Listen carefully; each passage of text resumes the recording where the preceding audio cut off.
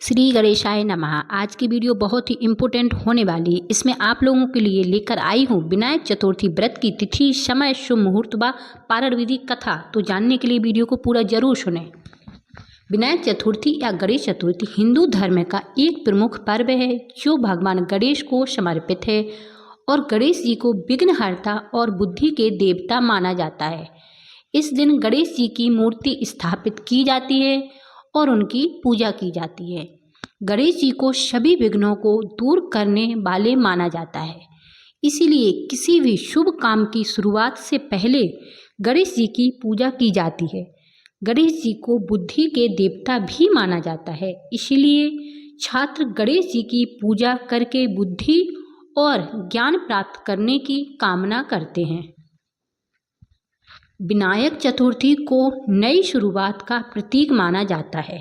इस दिन लोग नए काम की शुरुआत करते हैं। पंचांग के अनुसार कार्तिक माह के शुक्ल पक्ष की चतुर्थी तिथि की 4 नवंबर को रात में 11:24 पर शुरू होगी। इस तिथि का समापन 5 नवंबर को देर रात 12:16 पर होगा। उदय तिथि के आधार पर विनायक चतुर्थी का व्रत 5 नवंबर दिन मंगलवार को रखा जाएगा। जो लोग 5 नवंबर को विनायक चतुर्थी का व्रत रखेंगे उनको पूजा के लिए 2 घंटे 11 मिनट का शुभ मुहूर्त प्राप्त होगा। उस दिन विनायक चतुर्थी की पूजा का शुभ समय दिन में 10:59 पर से दोपहर 1:10 तक है। इस समय में ही आपको गणपति बप्पा की पूजा विधि विधान से कर लेना चाहिए। विनायक चतुर्थी पूजा विधि। विनायक चतुर्थी के दिन सुबह ब्रह्म मुहूर्त में स्नान करके साफ कपड़े पहने, घर में किसी साफ जगह पर चौकी रखकर भगवान गणेश की मूर्ति स्थापित करें। व्रत का संकल्प लें। भगवान गणेश को रौली, चंदन, अक्षत, फूल, सिंदूर और दूर्वा अर्पित करें। पूजा के दौरान गणपति को मोदक या लड्डू का भोग लगाएं। ओम गम गणपते नमः मंत्र का 108 बार जाप करें। गणपति बप्पा को शमी का पत्ता अर्पित करने से सभी दुख और कष्टों से मुक्ति मिलती है। धन से जुड़ी दिक्कतों से छुटकारा पाने के लिए विनायक चतुर्थी के दिन गणेश जी के समक्ष चौमुखी दीपक जलाएं। विनायक चतुर्थी का व्रत रखने के बाद पारण करना बहुत महत्वपूर्ण होता है। पारण का मतलब है व्रत तोड़ना। पारण करते समय कुछ खास बातों का ध्यान रखना चाहिए। पारण करने का सबसे शुभ समय चंद्रमा को देखने के बाद होता है।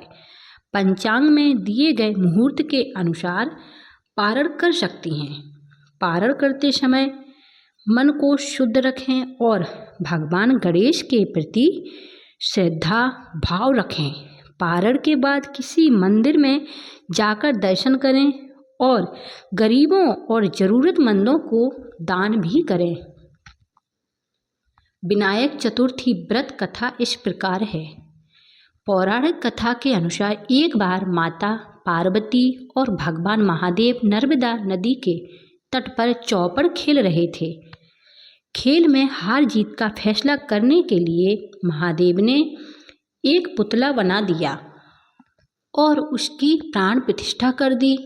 भगवान महादेव ने बालक से कहा कि जीतने पर विजेता का फैसला करें।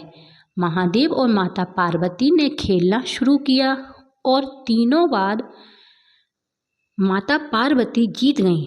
खेल समाप्त होने के बाद बालक ने महादेव को विजय घोषित कर दिया। यह सुनकर माता पार्वती क्रोधित हो गईं और बालक को अपाहिज रहने का श्राप दे दिया।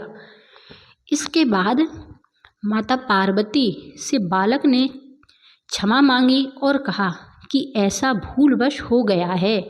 जिसके बाद माता पार्वती ने कहा कि श्राप तो वापस नहीं लिया जा सकता, लेकिन इसका एक उपाय है। माता पार्वती ने बालक को उपाय बताते हुए कहा कि भगवान गणेश की पूजा के लिए नाग कन्याएं आएंगी और तुमको उनके कहे अनुसार व्रत करना होगा, जिससे तुमको साप से मुक्ति मिल जाएगी। बालक कई सालों तक साप से जूझता रहा और एक दिन नाग कन्याएं भगवान गणेश की पूजा के लिए आईं, जिनसे बालक ने गणेश व्रत की विधि पूछी। बालक ने सच्चे मन से भगवान गणेश की पूजा की, जिससे प्रसन्न होकर भगवान गणेश ने वरदान मांगने को कहा। बालक ने भगवान गणेश से प्रार्थना की और कहा कि हे विनायक, मुझे इतनी शक्ति दें कि मैं पैरों से चलकर कैलाश पर्वत पर जा सकूं। भगवान गणेश ने बालक को आशीर्वाद दिया और अंतर्ध्यान हो गए। इसके बाद बालक ने कैलाश पर्वत पर भगवान महादेव को शाप मुक्त होने की कथा सुनाई। चौपड़ वाले दिन से माता पार्वती भगवान शिव से रुष्ट हो गई थीं। बालक के बताए अनुसार भगवान शिव ने भी 21 दिनों का भगवान गणेश का व्रत किया। व्रत के प्रभाव से माता पार्वती के मन से भगवान महादेव के प्रति नाराजगी खत्म हो गई। मान्यता है कि भगवान गणेश की जो सच्चे मन से पूजा अर्चना और आराधना करते हैं, उनके सभी दुख दूर हो जाते हैं। साथ ही कथा सुनने व पढ़ने मात्र से जीवन में आने वाले सभी विघ्न दूर होते हैं। बोलो गणेश भगवान की जय। इसी तरह की धार्मिक कथा वीडियो सुनने के लिए आप हमारे चैनल से जुड़े रहें। Thanks for watching. जय श्री राम।